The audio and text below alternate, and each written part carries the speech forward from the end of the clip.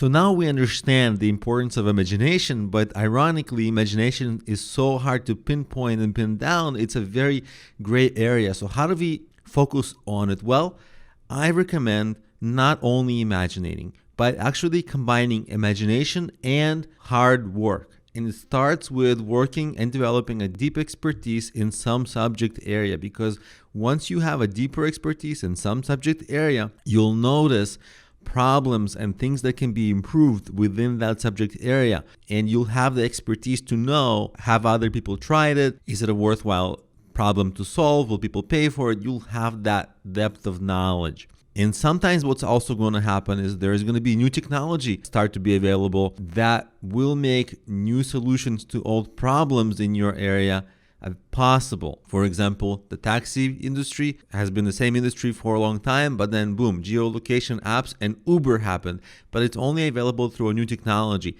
So sometimes the big ideas can come through new technology. And if you're already thinking about how to evolve or improve an industry, a new technology can really be helpful. Now, what you also want to do is that combination of work, hard work in a deep area, combine it with relaxation and idle time. When your brain relaxes, it actually keeps working in the background on complicated challenges, but in a different way than it would if you were intently working on it and focusing on it directly. When relaxed, the brain can try new things. It still works in the background for you.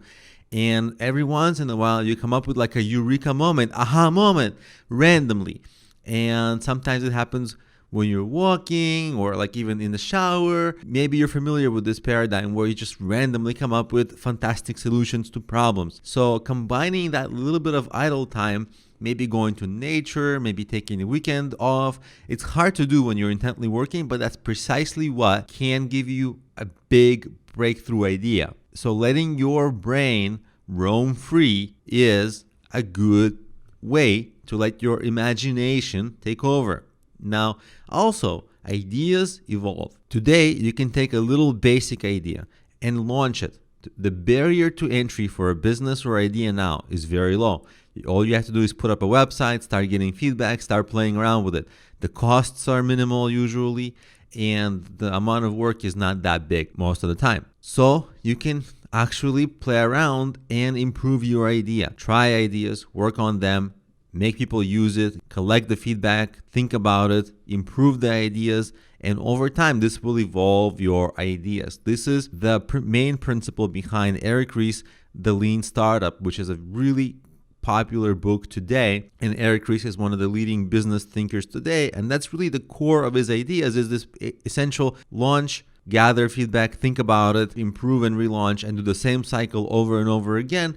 And that way, you're taking things out of theory and you're evolving your ideas more practically. So what we just covered is essentially how to, even if you didn't think you're an imaginative person, how to let your imagination roam free and happen, and also how to practically evolve ideas if you don't want to leave chance to imagination.